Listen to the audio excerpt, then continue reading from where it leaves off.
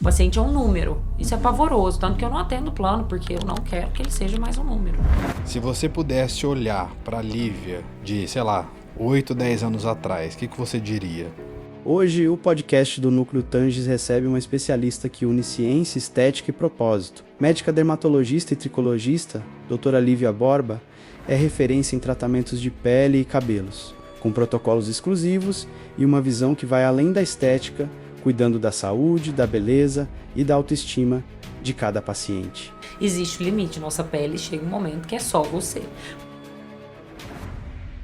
Bem-vindos a mais um episódio do podcast do Núcleo Tanges e hoje uma convidada mais que especial, uma médica integrante da equipe do Núcleo, a dermatologista a doutora Lívia Borba. Seja muito bem-vinda. Obrigada. Então hoje nós vamos falar um pouquinho aqui com vocês sobre dermatologia, um assunto muito procurado, que é o tratamento da pele. E eu queria começar a nossa entrevista aqui, Lívia, que você explicasse um pouquinho sobre essas questões de pele, porém, antes, quando tudo começou, o que te despertou para fazer a dermatologia? Tá, vamos lá. Vou tentar ser breve, hein, porque nessa hora eu começo a viajar, porque é uma coisa que eu gosto muito. Então, na faculdade me despertou, eu sempre gostei muito eu fui, né, com o autoconhecimento da faculdade, eu fui entendendo, né, que eu era muito ligada à imagem. E o que me despertou, eu nunca imaginei que eu ia fazer. Eu sou muito prática, mais direta. Então, eu não imaginei que eu ia ser dermatologista, porque eu achava que o mundo da dermatologia era só um mundo mais cor-de-rosa. Na verdade, não é isso. Então, quando eu passei no quarto ano de medicina, na dermatologia em si, lidando com doenças de pele e com dores ligadas a essa imagem da pele. Então, o paciente se estranhava muito com algumas lesões de pele, com lesões que tiravam ele um pouco do universo de integração dele. Então, eu via aquela dor e aquilo me encantava. Nem eu me entendia muito, a gente vai amadurecendo e vai se autoconhecendo. E depois eu vi que eu sou uma pessoa muito visual. Eu entendi depois de um tempo, né? E me despertou. Eu tive um hiperfoco na faculdade com dermatologia. Foi a única matéria da faculdade que eu fechei com 100. E faculdade de medicina, você sabe que isso é difícil, né? Então, foi assim... E eu fui buscar entender. Então, eu sempre fui muito ligada com imagem, entendi o quanto a nossa imagem comunica, passa mensagens. E foi um marco pra mim mesmo, quando eu, depois de terapias também, me entendendo, me autoconhecendo, vendo que eu sou muito ligada a isso. Eu sou muito visual. E... né, eu sempre associo muito com a natureza, né? A gente olha a natureza, a gente vê um todo, tem alguns detalhezinhos, algumas minúcias que a gente vê que são mini defeitos, que na verdade não são defeitos. A gente consegue admirar o belo ou não. Por exemplo, se a gente passa numa favela, a gente causa uma estranheza. Então, eu sempre associo com isso. O propósito um pouco da dermatologia é isso, a gente se enxergar bem, a gente não estando com uma lesão de pele, a gente se enxerga mais próximo da natureza. Então Muito eu bom. tinha isso, né? E interessante, Lívia, que você falou muito assim, né? As questões de dores, lesões de pele e também tem a questão estética, né? E hoje a gente vê muitos médicos aí se formando, né? Aumentaram muitos números aí de faculdade e tal. E o que você tem a dizer para os médicos hoje que estão procurando dermatologia? No sentido de, né, você já está há um tempo, né, atuando na dermatologia especificamente. A gente sabe das dificuldades da dermatologia, as concorrências na dermatologia. O que você tem a dizer para esses médicos, né? Porque muitos buscam somente a estética. Se você pudesse olhar para a Lívia de, 8, 10 anos atrás, o que você diria? Bom, primeira coisa, dermatologia é uma das especialidades mais difíceis da medicina. Então, a gente tem mais de 1000 doenças de pele, cabelo e unhas. Então, a gente trata desde o cabelo até o pé, a unha do pé. E o buraco é mais embaixo. né? Não existe dermatologia estética sem saúde. Não existe a gente tratar estética e não investigar antes um câncer de pele ou tratar uma doença de pele antes. Então, o que eu falo é, não se iluda com uma medicina vista só em redes sociais, que é a medicina estética. Ela é só uma pontinha, uma mini especialização ali que a gente faz na dermatologia. O buraco é muito mais embaixo. E gente, eu falo que não existe dermatologia estética mesmo sem saúde, porque um bom dermatologista, ele tem um senso estético lá na doença. Ele começa vendo pela doença, enxergando aquela dor do paciente lá na doença. Então, não existe um bom médico estético que vai tratar estética se ele não saber tratar doença. Muito então, bom. Mas o buraco é mais embaixo. Muito não bom. se iluda só com a visão utópica da dermatologia. Muito bom. E durante a consulta, assim, Lívia, o que na sua visão ali no consultório e tal, o que mais se procura, né? Pensando em 3, vamos pensar em 1, 2, 3, as causas mais frequentes de procura no consultório da dermatologia. Bom, vamos falar ali das doenças, né, mais procuradas, que é acne, é uma doença de pele, tem que ser tratada com médico, melasma ou outras manchas, tá? E queda de cabelo. Estou falando de doença. E quando você pega assim queda de cabelo, né? Muita gente não entende muito bem esse cenário, né? Da queda de cabelo. E o estudo do cabelo é a tricologia, certo? Isso. E veja, que nem a gente pontuou então aqui, 3 causas frequentes de procura. Então, queda de cabelo é uma doença. O que a gente poderia abordar mais sobre esse assunto, né? Muitos homens e mulheres que têm queda de cabelo, que procuram consultório. Como é que é a rotina disso? Queda de cabelo, na verdade, não é uma doença, ela é um sintoma. Que ela pode indicar, inclusive, uma doença sistêmica. O paciente pode estar caindo o cabelo por conta de uma doença sexualmente transmissível. Tá bom. E isso a gente tem que investigar. E já começa por aí. Tricologia é uma área da medicina. A gente tem tricologistas que não são médicos, que se intitulam em tricologistas, né? Não, cada um tem seu valor, não desmereço. Mas a tricologia médica que faz a medicina capilar, ela vai a fundo ali. Então, é uma consulta muito robusta, tanto que a gente tem aqui a consulta só de tricologia, porque eu falo que eu acho que um dia vai existir ali na verdade, a gente já tem os fellows em tricologia, mas por exemplo, você fez cirurgia, hoje são 3 anos de cirurgia, depois mais 3 anos, 2 anos de plástica.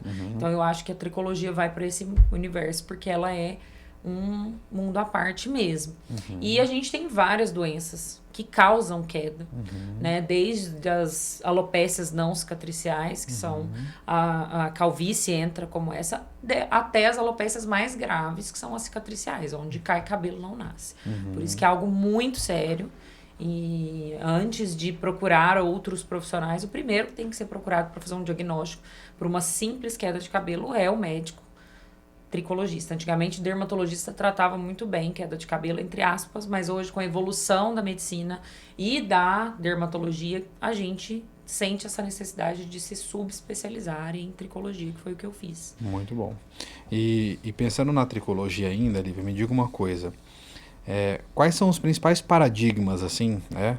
Crenças aí que você escuta mais popularmente sobre queda de cabelo? Bom, vou falar as mais simples, né? A gente tem crenças de que se lavar o cabelo mais vezes, o cabelo pode cair mais vezes. Na verdade, é o contrário. Então, é uma crença muito comum. Então, de fato, é isso. Então, assim, tem muita gente que acredita que lavar muitas vezes o cabelo vai cair mais o cabelo. Então, isso não existe. Não. Inclusive, um couro cabeludo saudável é um couro cabeludo limpo. Se quiser lavar 3 vezes no dia, pode lavar. Ótimo. Poucas pessoas para mim é algo muito óbvio, mas para as pessoas Sim. não. Então, Mais alguma coisa específica que você se recorda? De queda de cabelo, se eu cortar as pontinhas, meu cabelo vai crescer. Isso é mentira, gente. Não vai. Interessante isso. Não vai. Ele vai ficar ali mais saudável, te dando esse aspecto de crescimento mais rápido, né? Mas Não tem nada a ver. O cabelo que saiu do couro cabeludo, ele é uma matéria morta. E ele só vai crescendo ali, mas o que tá aqui de fibra capilar, ele não vai responder se você fizer uma química, alguma coisa lá no folículo. Então, as principais, eu acho que são essas. Essas. Eu escuto muito na cirurgia, né? Ai, Pedro, eu fiz anestesia. Depois da anestesia começou a cair o cabelo, né? Isso existe? Não é a anestesia que faz cair o cabelo, né? A gente não tem como atribuir uma queda de cabelo somente a um dia de medicação, e a anestesia é um dia de medicação. O que vai causar a queda pós-cirurgia? Na verdade, é a cirurgia. O estresse cirúrgico, a gente mexe ali com todo o corpo do paciente, né? Então, toda a alteração hemodinâmica, ou seja, toda a alteração sistêmica ali do corpo vai influenciar, causando o que a gente chama de eflúvio telógeno. Aquele cabelo que cai, ele já ia cair, só que um ia cair em janeiro, um em dezembro, um em março, e na verdade depois da cirurgia tende a cair tudo de uma vez. Legal. Então... E Lívia, me diga uma coisa, pensando ainda na tricologia, quando você vai fazer uma análise completa, né, que você já entende muito bem, e você tenta passar isso nas redes sociais, muitas pacientes me perguntam, até quem já fez cirurgia, já acompanha com a gente, quais são os sinais, digamos, de alerta para procurar tricologia. Ou seja, existem sinais ali, sintomas de pacientes específicos para procurar, ou de fato todo mundo precisaria passar numa consulta de tricologia? Como é que é esse cenário? Não, todo mundo não. Tá. Né? Você não tem nenhuma queixa ali, lógico que cada um tem uma percepção, mas o que a gente tem que saber antes de tudo, cair o cabelo vai cair todos os dias, aqueles cabelos que estão na fase de queda já. O nosso cabelo, ele cai para nascer outro. Certo. Então vai cair de todo jeito. Se essa queda tiver mais acentuada do que o habitual, se olhar ali no ralo, tiver muito mais volume de cabelo após o banho, ou na escova ao pentear, ou no travesseiro, o homem é muito comum ver no travesseiro. Então tem essa queda fora do habitual, tem que procurar. Não é para tomar vitamina da amiga, que viu, da blogueira, que tá muito fama hoje. Falo também nos Estados Unidos, todo mundo vai e volta com um monte de pote bonito de gummies, de vitaminas, e aquilo lá é um absurdo. A indústria de vitamina, ela até, eu falo que ela é até nociva, até perigosa. Então, esse é um sinal. Outros sinais, a gente vê esse cabelo mais fino, mais ralo, tá vendo o fundinho da piscina ali, que é o couro cabeludo. Falhas, isso geralmente quem vê mais são os cabeleireiros, então eles são aliados nesses momentos. Então, falhas no couro cabeludo, então placas de alopécia que a gente chama, né? Coceira no couro cabeludo excessiva, caspa no couro cabeludo, tem que ver, porque a caspa pode existir, mas pode ser outra doença mais séria de couro cabeludo. Se a gente tiver ali uma dor no couro cabeludo, que a gente chama de alodínia, então dor no couro cabeludo é uma indicação de uma inflamação mais séria. Nem sempre, mas muitas vezes precisa de avaliação. São muitas questões aí que a gente precisa ver. Feridas no couro cabeludo. Então, não são todas as pessoas, mas quem tem qualquer um desses sintomas... Tem que procurar. O ideal é procurar. Tem que procurar um médico mesmo. Depois que o médico... Tem paciente que vem e fala, olha, tá tudo bem. A maioria das vezes tem alguma coisa, mas não tem nada. Aí você vai no tricologista cabeleireiro, no outro profissional que te propôs um tratamento, pode ir. Mas para tratar dentro, lá, os folículos, é o médico. Ótimo. E Lívia, me fala uma coisa. As pacientes perguntam muito também. Como funciona a consulta da tricologia? Ela é bem específica, como você falou, né? Como é que funciona, as diferenças para as pacientes entenderem? Então, a consulta de tricologia é até uma pergunta que, inclusive, às vezes as meninas, né, que estão ali na linha de frente com os pacientes me falam, mas eu preciso da consulta, não é só eu fazer um tratamento que ela indicou. Primeiro ponto é a gente lembrar que queda de cabelo é um sintoma, pode indicar várias doenças. E se eu tenho uma doença, eu preciso investigar o que é. Essa consulta, primeiro, ela tem várias etapas, né? A primeira etapa é onde eu vou entender né, o que está ali acontecendo com esse paciente, ele vai me contar e até, né, inclusive, eu vou entender quem é esse paciente, o que pode ter ali por trás da vida, do estilo de vida dele, de tudo, da profissão, da família, o que pode estar levando a alguma queda. Porque a gente nunca é só sobre cabelo. Eu falo que o cabelo ele é um anexo, mas ele é a resposta, os sintomas capilares são respostas de várias situações que acontecem na nossa vida. E isso é muito individual. Então é uma consulta mais longa justamente por isso. Porque às vezes o paciente está tendo uma queda de cabelo ali. Na verdade é um paciente que se expõe muito ao sol, precisa entender se é um hobby dele, ele faz um beach tênis, alguma coisa assim, e ele já tem um fator de risco para fazer uma calvície. A gente às vezes suspendendo e tomando os cuidados a gente consegue até melhorar uma queda, parece algo absurdo, mas isso eu consigo detectar na consulta, é uma consulta detalhada. Primeiro passo é esse. Então eu ter essa conversa mais longa com o paciente, entender todo o histórico de saúde dele, tudo que envolve. A segunda etapa a gente tem o que eu chamo de, né, o que eu falo que é o momento mais importante da consulta, que é a tricoscopia. E a tricoscopia médica a gente estuda, eu falo que eu estudei assim 1 ano só de tricoscopia na especialização. A gente tem a dermatoscopia, que a gente vê estuda todas as pintas, possíveis causas de câncer de pele, tudo, que é um aparelhinho que ele tem um aumento de 400 vezes ali. E esse aumento ele vai me mostrar estruturas muito importantes para fazer um diagnóstico. Então é uma lupa bem tecnológica, na verdade, é um aparelho mesmo. A gente fala que é o estetoscópio, o dermatoscópio, o cardiologista tem o esteto, né, de ouvir o coração. A gente tem o dermatoscópio, e a gente faz a tricoscopia a partir dele.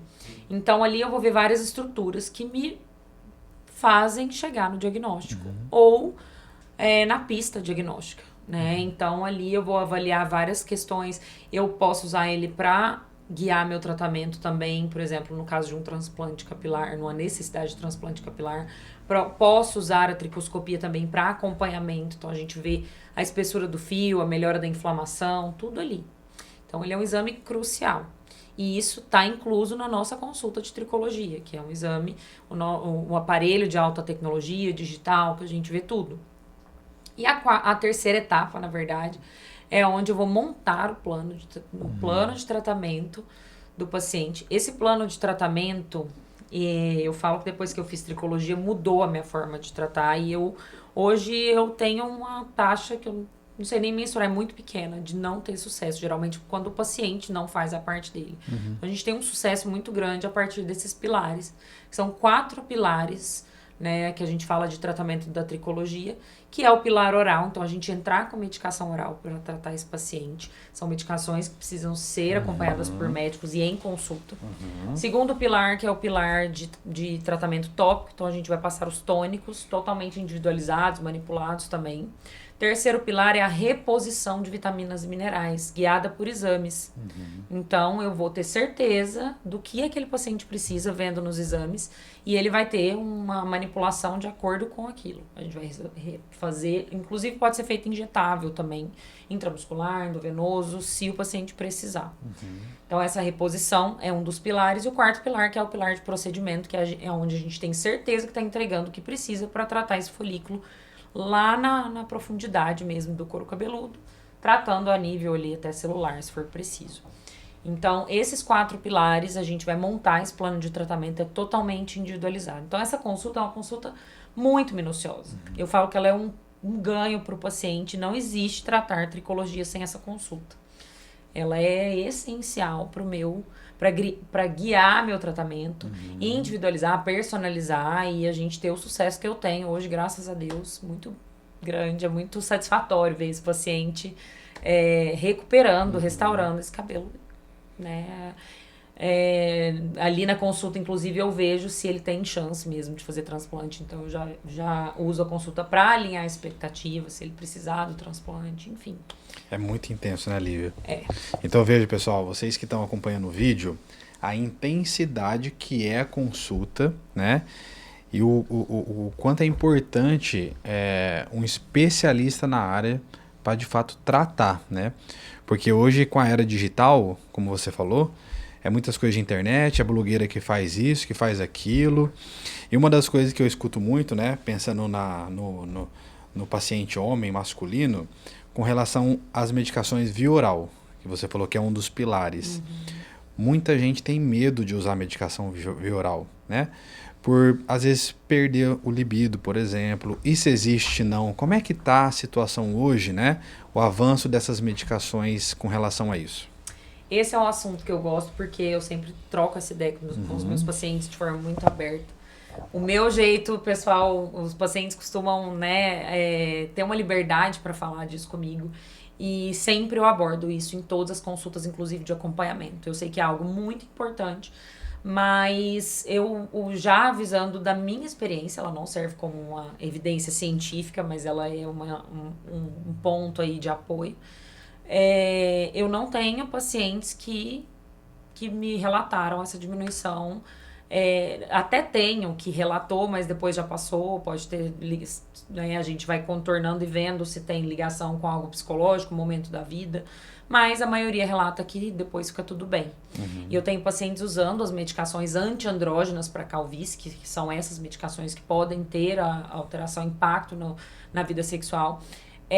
Eu tenho, né, então, uma tranquilidade para entrar, porque a gente, além disso, tem estudos com as medicações mais recentes, né, que mostraram uma segurança. A dutasterida, por exemplo, a gente pode usar 3 vezes na semana.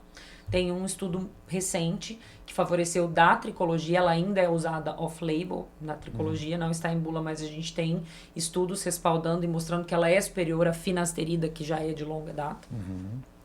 Então, um estudo com um número muito grande de pacientes que mostrou que usando 3 vezes na semana a gente conseguiu tratar o cabelo, tratar a parte capilar sem impacto sexual.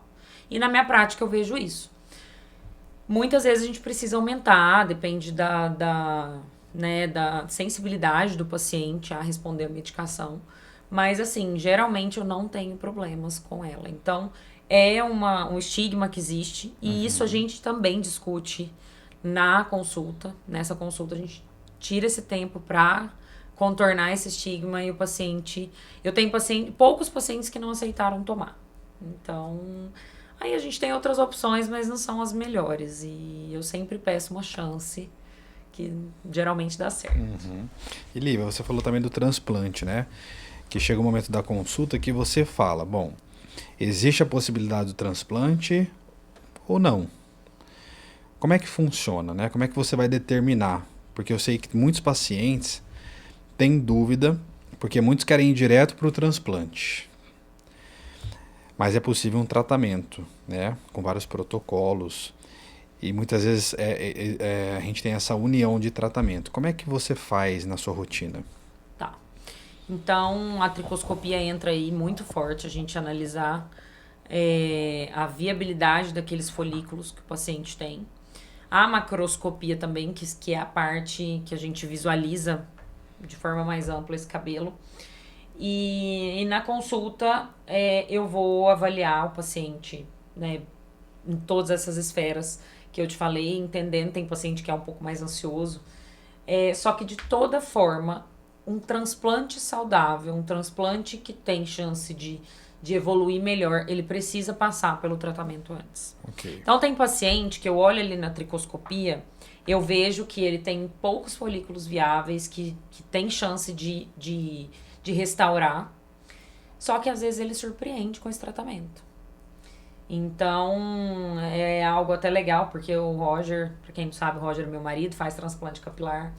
Ele fala que o objetivo dele maior não é fazer o transplante, é ver o paciente ficar com cabelo.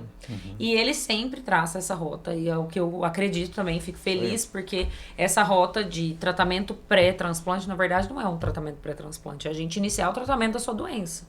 Porque o transplante não trata a doença. O transplante, ele é uma medida de restauração estética. A gente vai ver ali uma melhora desse cabelo, mas se a gente não tratar, a chance desse transplante não ter um sucesso ou de não perdurar é muito grande.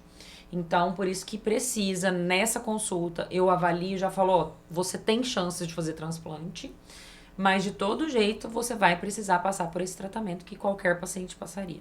E a gente se surpreende muito. Eu tenho pacientes que desistiram do transplante, o Roger também tem esses pacientes que desistiram do transplante após o tratamento que a gente faz e que é um tratamento que de todo jeito tem que fazer. O médico que indica transplante de cara, ou é porque o paciente é um pouco ansioso e já quer fazer, mas ele tem que saber que ele vai ter que tratar, tá tudo bem, a gente tem que tratar a dor do paciente também. Então, eu tô ansioso, tô muito infeliz, eu quero fazer o transplante logo, tudo bem, mas você vai ter que passar por essas etapas, mesmo fazendo transplante hoje. A gente vai ter que tratar. E tratar pro resto da vida, porque a calvície é crônica. Enquanto você quiser ter cabelo, você tem que tratar. E essa média de tratamento, Olívia, assim, pensando, não vamos fazer o transplante agora. A média de tratamento, ele varia muito? Sei lá, 6 meses, 1 ano? Como é que funciona? Tá. Na verdade, é pro resto da vida, ou enquanto tá cabelo. Eu tenho um paciente que ele tratou a vida inteira, ele sempre foi muito vaidoso. Ele tá hoje com 78. E aí agora ele falou assim, tô com o saco cheio, já tô tomando um monte de medicação, tô com uma polifarmácia. Se eu ficar careca agora tá tudo bem, enfim. Mas ele sabe que o que acontece? A calvície é um processo que afina o fio. E aí se eu paro de tomar o que freia esse afinamento, vai regredir tudo. Então eu tenho pacientes que são tigrões que pagando pra ver e regride. Tá? Então o que a gente tem que entender? O tratamento é pro resto da vida. Mas resposta de tratamento, no mínimo 6 meses pra eu saber que a minha rota tá certa. E depois de 6 meses eu vejo se eu tenho que recalcular essa rota, otimizar ou mudar esse tratamento. E 1 ano pra gente falar, esse tratamento foi garantido, eu sei que eu vou continuar. E aí, hoje você vai ficar só com 2 medicaçõezinhas, melhora a sua alimentação pra não precisar ficar suplementando vitamina, ou eu deixo uma vitamina de manutenção e vai viver sua vida. Mas o ideal é ele tá sempre voltando ali, pelo menos 1 vez ao ano, pra gente acompanhar. Porque às vezes a dose do minoxidil tem que ajustar, tem que melhorar. Tá? Muito bom. Basicamente isso. Olívia, você vê que é um assunto complexo, A né? gente vai entrando. A gente poderia ficar aqui falando por horas, né? E com relação ao melasma, né? Eu acho que é uma dor muito intensa também, né? Muito procurada, né? As manchas. Exatamente. Quais são as principais causas de melasma para quem está ouvindo, né? Procura um tratamento. E eu sei que você tem um protocolo para melasma. E a gente tem resultados incríveis, né? No núcleo. Quais são as principais causas, né? O que você está fazendo hoje aí, né? As pacientes que estão procurando têm interesse para poder vir aqui até o núcleo. Tá. Então, melasma, a gente tem os gatilhos, tá? Geralmente ali é na fase hormonal, a gente começa com os gatilhos. A gente sabe que melasma é muito guiado hormonalmente, né? Então, nem sei se existe essa palavra, gente, mas existe. Eu acho que eu inventei, então. Mas muito guiado pelos hormônios. Então, fases ali em que o paciente para o anticoncepcional ou durante a gestação, nível alto ali de hormônios femininos, até entrar com algumas medicações, né? Pacientes que entram com medicações, até medicações para doenças autoimunes, fatores imunológicos, a gente pode ter gatilhos. Pacientes que tomam muito sol, aqueles pacientes que estão sempre, por exemplo, cozinheiras, que estão sempre na frente de fogão, ou que está sempre na frente de fontes de calor, se expõe muito ao sol, são os gatilhos. Mas as causas a gente sabe que é genético e tem um cunho hormonal, tá? O que a gente tem que entender? O melasma é uma doença de pele, tá? Então, tem muitos não médicos tratando melasma com sucesso, tem uns que têm sucesso, casos legais também de clareamento. Só que a gente tem que entender que é uma doença inflamatória crônica, tem tratamento, mas não tem cura. Então, quem prometer cura, você corre. O que mais a gente vê é falar, já curei meu melasma. Não existe isso. Se você tiver um estresse, você pode piorar seu melasma. Tem paciente minha que fala, eu passo um nervoso, meu melasma piora. Ou eu vou pra praia, eu tomo sol no dedo do pé, fui de burca pra praia, tomo um sol no dedo do pé, eu vou ter melasma, posso piorar meu melasma. Então, já entendi essa expectativa. Só que, em relação ao tratamento, hoje a gente tem avanços. A gente focar muito na parte inflamatória, entender que uma pele sensibilizada e usando ativos errados, tem paciente que fala assim, me passa um protetor para melasma, como se o protetor fosse tratar o melasma. Então, o melasma também, o buraco é mais embaixo. Primeiro eu preciso do diagnóstico, porque a gente tem outras doenças que podem simular um melasma. E para isso, a gente na dermatologia estuda há muitos anos o melasma, pra gente dar esse diagnóstico certo. Porque a gente pode ter, inclusive, tem pacientes que têm uma doença autoimune que se chama líquen plano pigmentoso, que está sendo tratado como melasma. E nisso eu retardei o diagnóstico de uma doença autoimune, que pode ser sistêmica. Então, por isso que eu falo, não existe estética sem a gente saber doença, saúde. Então, antes de tudo, é isso, tá? A parte chata que uns pacientes não conseguem entender e não gostam muito, mas é isso, eu preciso saber se realmente é um melasma. E hoje, falando da parte inflamatória, a gente vai ver na consulta do paciente com melasma, eu vejo inclusive como que tá o sono dele, como que tá a parte intestinal dele, como que tá várias questões que a gente precisa cercar, não é só um pilar que a gente investiga e trata no melasma. Não basta eu olhar a mancha dele e falar, tá, a gente tem um protocolo. Então, eu tenho sim um protocolo. Esse protocolo é o nosso protocolo Mela-Off, em que eu faço 5 sessões. A gente tem, na verdade, outros procedimentos de tratar melasma na clínica, mas o que eu mais faço é a microinfusão de medicamentos na pele. E protocolo, geralmente, tem um estigma também dele não ser individualizado. O Mela-Off a gente individualiza, porque eu vou colocar as medicações que aquele paciente precisa. Tem paciente que eu não posso pôr uma vitamina C, tem paciente que eu não posso colocar o ácido tranexâmico, que é um clareador, e isso a gente vai ver juntos. E a gente usa no Mela-Off a terapia regenerativa. Então, hoje a gente está cada vez mais avançando com a terapia regenerativa, em que a gente vai lá e tenta melhorar o trabalho daquela célula inflamada. A gente tenta desinflamar ela. E o melasma é inflamatório. Então, o Mela-Off tem um sucesso por conta disso, porque a gente associa essa microinfusão dos medicamentos à terapia regenerativa, ao tratamento ali daquela célula danificada. Associado a isso, eu vou entrar ali com outros pilares. Então, pilar de procedimento, pilar de tratamento oral. Eu vou entrar com medicações que vão atuar nessa inflamação e vão atuar na parte de clareamento, tá? E o terceiro pilar é a gente adequar essas vitaminas, minerais, entrar ali com um tratamento sistêmico também, avaliando os exames laboratoriais. Então, por isso que as pacientes têm que entender o valor, né, de uma avaliação minuciosa para a gente ter um sucesso maior no tratamento do melasma. Ah, mas de todo jeito o melasma vai voltar, para que eu vou tratar? Cada vez que a gente vai deixando, ele vai piorando. Porque é uma inflamação. Então, eu preciso dar menos chance para ele ficar voltando ou para ele estacionar. Para ele voltar de uma forma menos agressiva. Tá? Então, sempre vale a pena a gente tratar o melasma. E assim, você falando aqui, veio os insights, né? Você falou no início, né? A questão o olhar da dermatologia para a doença, causa, e aí depois a gente pode ter um fim estético, né? Então, sempre isso. E não fazendo críticas, né, aos profissionais não médicos que estão fazendo os procedimentos, né? Inclusive muitos têm sucesso, tal. Não é fazendo crítica, tá, pessoal? Mas olhe a diferença do olhar da dermatologia quando você vem para fazer um procedimento estético que seja um Liftera, um bioestimulador, um Botox. O olhar é muito mais amplo, né? Essa é a diferença. Então fica essa dica para você que está procurando fazer um procedimento, prestar atenção nisso. E já pegando esse gancho dessas questões de doença estética, com relação à estética específica. Eu sei que você tem a consulta, né, de avaliação estética, pacientes que vêm procurando a estética. As principais causas, né, dessa procura, Lívia, como é que está hoje no consultório? Pedro, eu não te contei, mas a gente tirou a análise estética.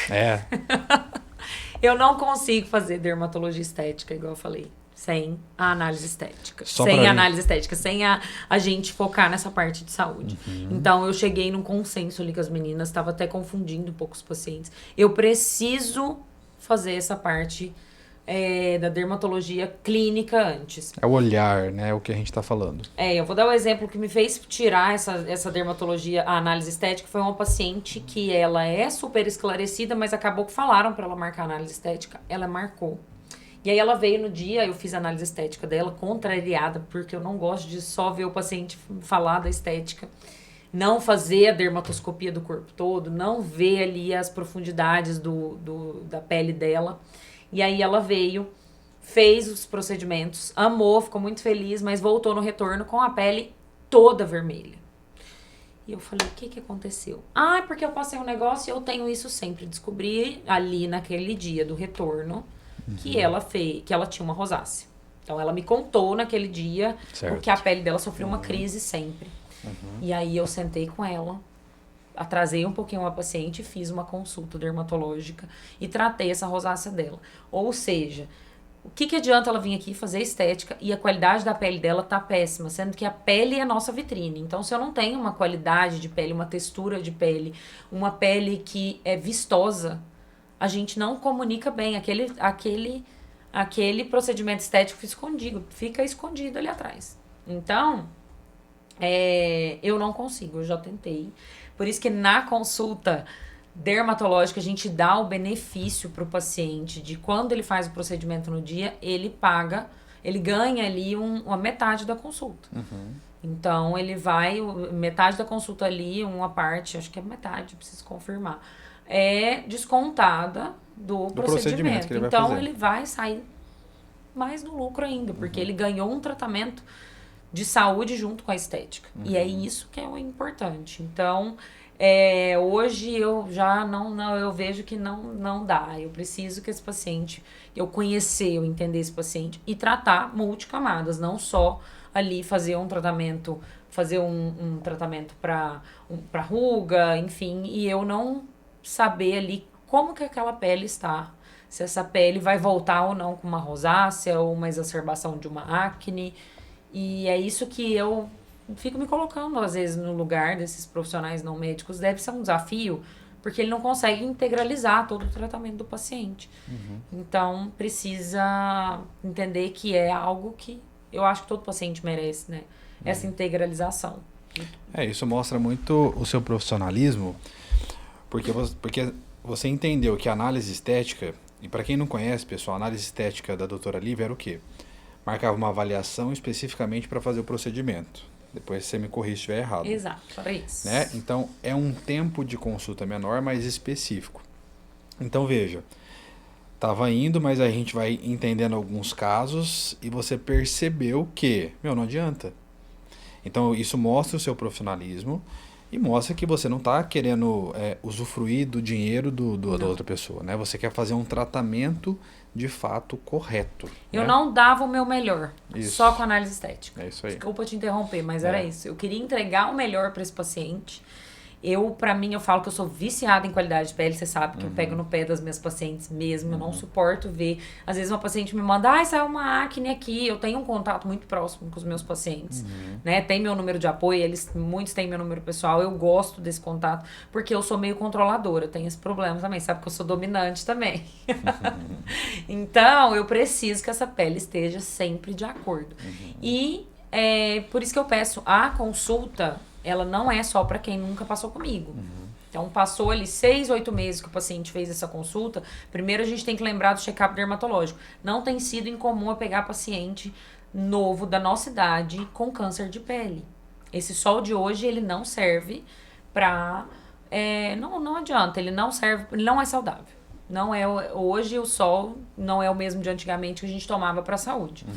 Então, é muito comum eu pegar paciente que vem aqui para fazer só estética, eu faço a dermatoscopia inteira e tem um paciente super jovem esses dias, eu tirei um câncer de pele dele. Então, primeiro ponto, a dermatoscopia tem que fazer pelo menos uma vez ao ano. E segundo, que a nossa pele ela vai mudando com o tempo, com o envelhecimento, com o clima, com oscilações hormonais, e por isso que eu preciso dessa consulta a cada 6, 8 meses para eu adequar essa rotina de pele, que muitas vezes é medicamentosa, não é só skincare. O skincare do TikTok é fácil, a gente tem acesso, né, do Instagram, muita gente dando dicas, mas muitas vezes o paciente fala, eu não vou passar uma vitamina C no meu rosto, um anti-idade, não, a gente vai tratar. E aí eu faço passos curtos ali, eu sou bem prática no meu skincare, que na verdade é um tratamento. Aí depois de tratar, a gente pode entrar com outras coisas. Uma pele tratada, não adianta eu usar anti-idade. Se ela não tá tratada, não adianta eu usar anti-idade. Não adianta eu usar vitamina C, que todo mundo quer usar, se eu não trato ela. E uma coisa, quando você veio para a equipe, até eu, né? Que eu tô na estética, não aprofundado, obviamente, na dermatologia. Então eu comecei a conhecer um pouco mais sobre o tratamento da pele, né? E aí você falou muito sobre assim, a diferença do preenchedor, que muitas pessoas fazem preenchimento, fica com aquele rosto estigmatizado, e a diferença de tratar a pele. Me fez até ter um olhar diferente, né? O que você tem a dizer sobre isso, né? Porque vinha muito nessa rotina de muitas pessoas fazendo preenchimento, preenchimento, preenchimento. E você veio com esse olhar da dermatologia, ó, não, vamos tratar a pele, cuidar da pele, né? Como é que estão os recursos? Como é que você está fazendo hoje? Ó, a dermatologia é uma área muito linda, a estética, porque a gente tá evoluindo, assim, num passo que eu tô com dificuldade de acompanhar, embora eu não pare. Tem dia que eu vou dormir tarde estudando e me atualizando. Porque não adianta a gente... A harmonização facial, o ácido hialurônico, ele é muito benéfico, mas para casos específicos, não é para todo mundo, não é algo que você compra ali igual. É diferente, inclusive, da cirurgia plástica. Ah, eu preciso arrumar meu peito, então eu vou lá no plástico. Não, porque o ácido hialurônico ele é uma maquiagem. Então eu vou ter uma beleza por um tempo, só que eu não vou sustentar esse resultado por muito tempo, depois que acabar o ácido hialurônico. Ou às vezes nem acaba, mas você envelhece e não fica bom aquilo que já tá. Porque o ácido hialurônico a gente acha que reabsorve e a gente vê em estudos, inclusive em cadáver, a gente vê a paciente ali tem um histórico de ter colocado um ácido hialurônico há 10 anos, tá lá. E ele envelheceu com aquilo, só que naquela anatomia antiga. Então, a gente tem que entender que tem que ter cautela para isso. E o tratamento da pele, na verdade, é esse tratamento multidimensional da nossa pele. A gente estuda a pele, ela tem várias camadas. É a gente entender que a gente tem que focar em mecanismos para o que eu falo que é um pilar muito forte da dermatologia, na verdade, da estética, que é o estímulo de colágeno. Mas também pensando em reprogramar, melhorar o trabalho das nossas células. Então, não é só eu ir lá e reparar. Eu falo que ácido hialurônico demais é remendo. E a gente não gosta de remendo. A gente tem que tratar lá nas profundezas. Eu dou sempre o exemplo da dona Fátima, uma paciente muito especial minha. Ela tá comigo desde novembro do ano passado. O caso dela tem só melhorado, porque ela faz do jeitinho que eu falo. E ela hoje, ela fala, não quero, ela tem 70 anos, mas ela não quer cirurgia plástica. Só que ela hoje, ela rejuvenesceu indiretamente, a gente tratando ali multicamadas, com bioestimulador de colágeno, até alguns fios, com tecnologias, tratando qualidade da pele, então a camada mais superficial da pele. E ela teve um resultado que ela me permitiu mostrar e realmente tá melhor do que o que tá no Instagram. Ela tá sensacional. Agora ela tá focando no pescoço. Ela não aceita cirurgia, porque tem paciente que a gente sabe, a dermatologia tem um limite. Eu falo que tem dermato que quer brincar de fazer procedimento e fazer plástico. Na verdade, não vai, gente. Por isso que eu gosto dessa fusão nossa. Então, mas ela não quer. E tá tudo bem. Então, vamos melhorar do que tá? Tem como. Só que eu não coloquei ácido hialurônico pra ficar puxando, remendando e preenchendo. Ela tem 1 ml de ácido hialurônico no rosto. Olha. Não que isso eu me vanglorio por ela não ter ácido hialurônico, porque eu mesma tenho, só no meu queixo, uns 5 ml de ácido hialurônico. É um segredo que eu tô contando. Mentira, não é segredo. Mas porque eu tenho um traço que não me favorece tanto, nesses casos eu acho legal a gente harmonizar, valorizar.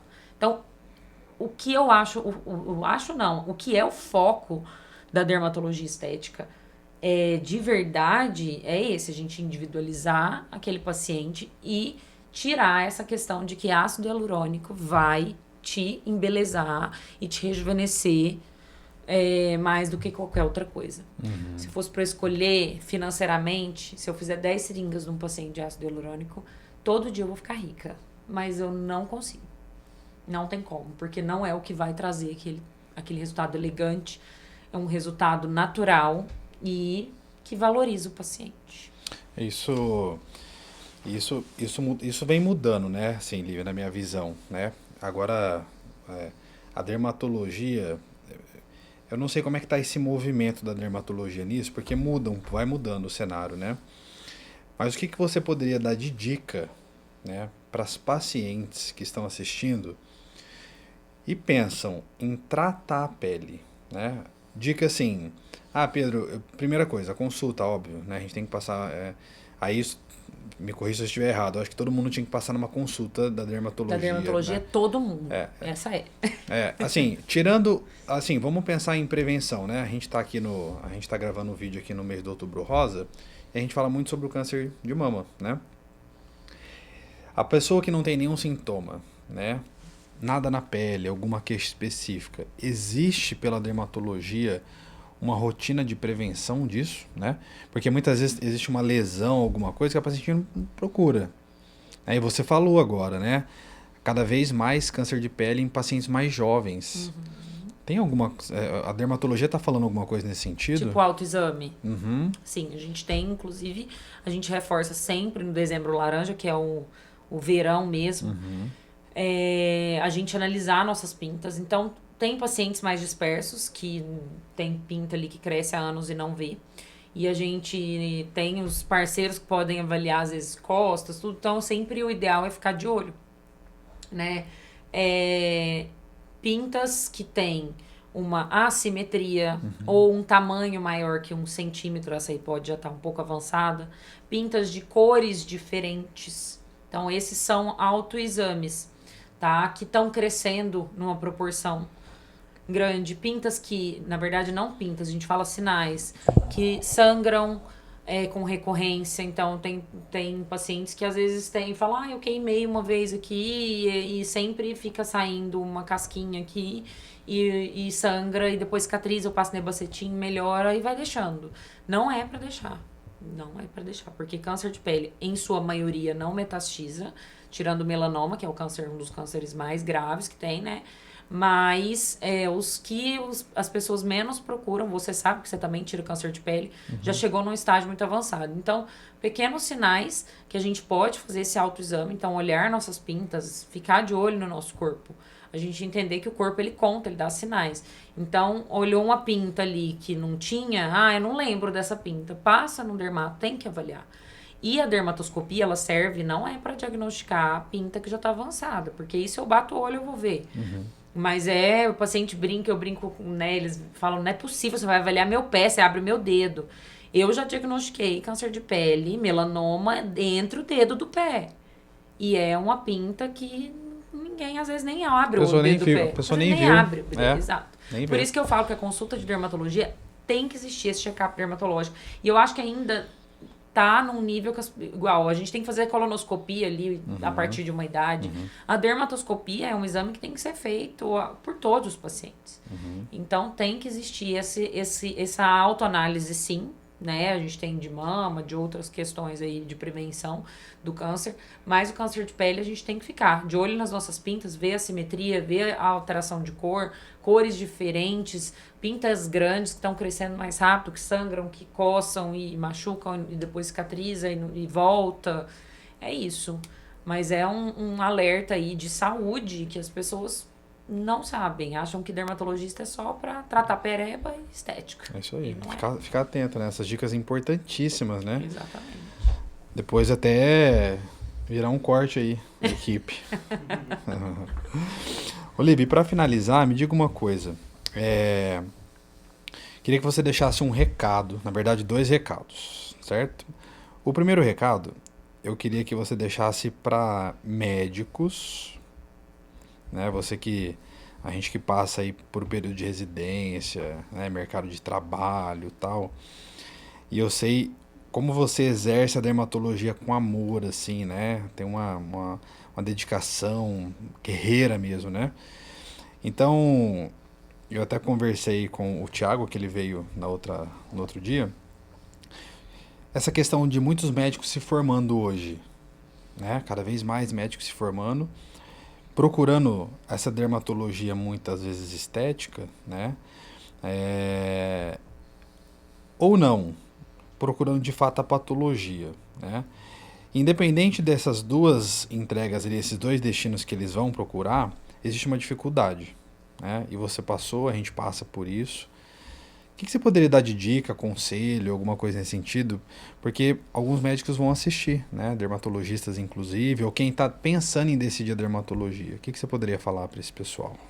Bom, primeira coisa, o que vem em rede social não é bem assim. Então, não é tão bonito quando se pensa na parte de glamour, de financeiro. Então, a gente tem que entender que existe uma escadinha. Mesmo, eu vejo, né, eu tenho amigas que estão na dermatologia de todos os níveis, né? Inclusive que tem os patrocínios, a gente brinca, os patrocínios para ajudar a montar a clínica. Mesmo assim, vai ter dificuldade. Então, o glamour da medicina, ele é tem que tomar cuidado. Ilusório. Né? Hoje em dia tem pós-graduação médica, pós-graduação de dermatologia, que vende um glamour mesmo, já na pós, como se você fosse ser assim. E, gente, não existe nada sem esforço. Não existe nada sozinho. Eu sempre falo, né, que eu vim pro núcleo e eu agradeço muito porque ninguém cresce sozinho, gente. Eu tive consultório sozinha uns 3, 4 anos, acho que foi. Já até apagou da memória. E é muito difícil. Então, a gente precisa das pessoas. A gente tem que entender que se a gente não se conhecer e sempre estar nos aprimorando como seres humanos, a gente não vai conseguir evoluir na vida.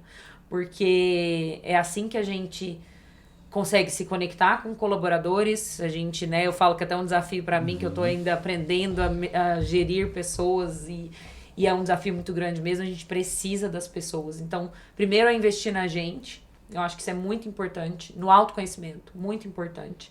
E entender que não tudo são flores. E tá formando muita gente mesmo, mas se você for bom, aos poucos você vai conquistar seu espaço. Só que sempre com muita ética, honestidade. Cada um tem uma realidade, né? Então eu fiz pós-graduação, existe um estigma em relação a isso. Não me importa, porque eu sei o tanto que eu me empenho dentro da minha realidade. O que coube pra mim foi fazer pós. E não importa se foi pós-residência, o que importa é a sua dedicação por trás ali dos bastidores. E em relação a estudos, né? Que isso não pode parar. E sempre o olhar, né, pro paciente antes de tudo. Então, a dermatologia é uma área que ela remete muito glamour e financeiro, mas no fundo não é bem assim. A gente tem uma escadinha para seguir e todo mundo, pode ser o que tem mais patrocínio, maridrocínio que for por trás, vai ter que ralar de alguma forma. Às vezes contra você mesmo, mas vai ter que ralar. Muito bom, hein? Que dica, hein, pessoal? Que dica, que dica. E você que tocou nesse ponto do glamour, né? E aqui no núcleo eu te conheço, né? De longa data. Eu sei do teu coração, né? Sei da sua transparência, da honestidade. O pessoal tá conhecendo isso, né? É engraçado, e eu fico refletindo sobre isso, né? O tanto que as pessoas seguem uma manada. Eu vivo muito isso na cirurgia plástica, né? Segue. Por que o movimento da manada? Então, hoje, por exemplo, a manada da cirurgia plástica. As pessoas postam lá o antes e depois na cirurgia, apaga a luz, joga água, Isso é me dermato também. faz todo um glamour, né? E muita gente segue, e a gente tenta fazer a honestidade, o real, né? E essa dica que você deu, que imagine uma pessoa que está pensando em fazer dermatologia, começa a ver uma dermatologista nesse glamour todo, acha que vai ser assim. E eu vejo muito que muitas pessoas se frustrando porque elas ficam tentando forçar um personagem ali, né? Isso na estética acontece demais, né? Gente, tá demais. O próprio marketing, tem uns marketings que eles te instigam a ser um personagem. Você falou a palavra certa. Pra atrair dinheiro. Gente, eu falo que cada paciente que chega na minha vida é um fiozinho de ouro. E tem muitos que vão chegar e não vão se identificar comigo e tá tudo bem. Mas se você faz o certo, você sabe disso, que você também sempre bate nessa tecla da honestidade, do que é real. A gente tem que fazer o que tá ali pautado na ciência e pronto, acabou. Não existe nada milagroso, né? Então, não adianta, você pode montar o personagem, pode virar o que for, a não sei que você vá trabalhar na internet, igual a Cíntia Chagas, ela fez um personagem e as pessoas estão seguindo o personagem. Não, mas o dermatologista, gente, antes de tudo, ele é médico, a profissão que eu considero a mais bonita que existe, é um privilégio, as pessoas estão banalizando o ser médico para atrair dinheiro, porque realmente a concorrência virou, infelizmente hoje, a medicina chegou num ponto catastrófico, eu falo, né, de tantos profissionais não capacitados se formando e que não se capacitam depois que, né, fazem uma formação ruim. Sempre pensando em vender. Só que eu não acho que isso se sustenta. Não adianta. O paciente sente, tudo é energia. Então, ele sente quando você está fazendo melhor, ele sente quando você dá a entrega adequada. E se ele não sentir, ele vai ver no resultado. Ele vai ver, uma hora ele vê. Por mais que seu charlatanismo ou o seu personagem vendeu ali na hora, porque é muito fácil, tanto que esses estão muito ricos, né? Mas uma hora dá ruim. Então, a gente nunca perde por fazer o que é certo. Eu acho que o glamour, na verdade, é você se conectar com o paciente, é você se entregar no melhor que você pode, é você se autoconhecer. Será que eu tô fazendo o que eu gosto mesmo? Porque se eu não tô fazendo o que eu gosto, eu não vou entregar o melhor pro meu paciente. A energia não mente. Então, eu falo que a dermatologia, ela brilha meu olho desde lá atrás, antes, quando eu não me autoconhecia. E eu fui só autoafirmando. E tem gente que às vezes escolhe uma especialidade muito novo, ou às vezes escolhe até medicina muito novo, e não se encontra. E depois vai entrando nessa de personagens, ou porque o pai fez fazer medicina, e enfim... Eu não sei nem se dorme bem uma pessoa dessa. Mas, enfim, está existindo isso muito, muito frequente. E que o recado que eu falo também é esse. Não entre nessa. Vai ser feliz para você fazer uma pessoa feliz. Né? Então, eu falo que os meus pacientes que gostam muito de mim, eles são felizes porque eu tô muito feliz ali onde eu tô. Né? Fica esse alerta, né, Lívia? Esse alerta... geral que a gente vem fazendo já nas redes sociais, comentando, falando, porque foi como você disse, né? No primeiro momento, essa pessoa às vezes ela pode até ter um crescimento mais rápido. Exato. Mas ela não perdura, né? E logo cai, né? E a gente tem que ir construindo passo a passo. Né? Quantos anos que a gente tá galgando, né, Pedro? É isso aí. E eu falo que um paciente é um fiozinho de ouro porque a gente conquista... Cada paciente, para mim, é uma grande conquista. Esse paciente ter chegado até mim é uma honra muito grande. E eu sempre vou honrar isso em todas as esferas do meu trabalho. Então, não é um número, né? Porque hoje a saúde, eu trabalhei em plano de saúde. O paciente é um número. Isso é pavoroso. Tanto que eu não atendo plano, porque eu não quero que ele seja mais um número. Não consigo. Então, é esse o ponto. E a gente nunca vai perder por fazer isso. Tem 5 anos que eu tô atuando na dermatologia, né? Que eu já tô na dermatologia tem 7, mas que eu abri consultório e tudo. Tem 5 anos e eu falo que é trabalho de formiguinha, subir a escadinha para qualquer um. E conquistar um paciente e manter esse paciente tem que ter essa honestidade por trás, essa ética, esse comprometimento e gostar do que faz de fato. E sempre, né? Honestidade é a premissa maior. Muito bom, muito bom. E o segundo recado, Olivia, para a gente finalizar, para as pessoas em geral, para as pacientes, né? Algo que você ache importante, depois da nossa conversa, toda, né, o entendimento e tal, um recado final para o público em geral, para os pacientes, que você acha importante nesse momento. Tá.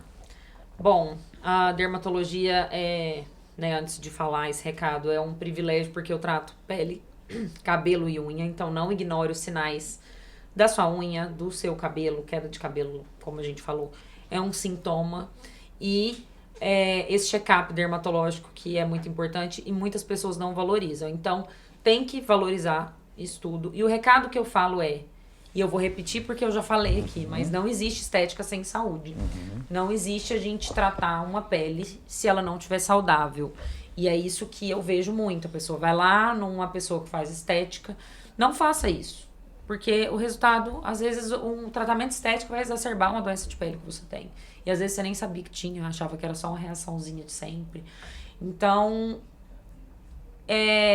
nunca vai perder por procurar um dermatologista para seguir seu tratamento, tá?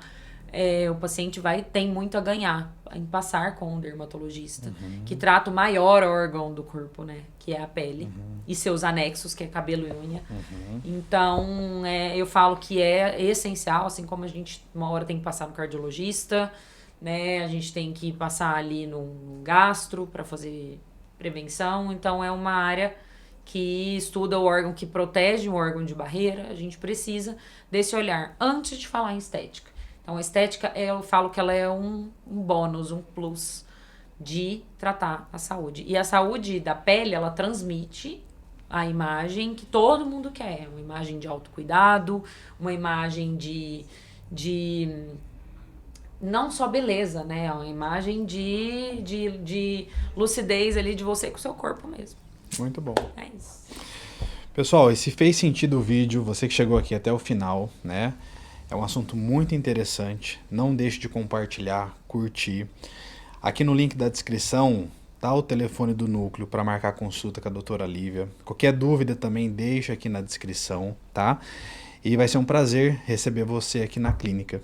E eu queria agradecer, viu, Lívia, pela sua presença, pelos ensinamentos, pela entrega que você deu.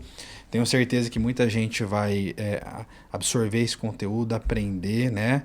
E a cada dia evoluir mais, principalmente no tratamento, no olhar da pele. Obrigado. Eu que agradeço.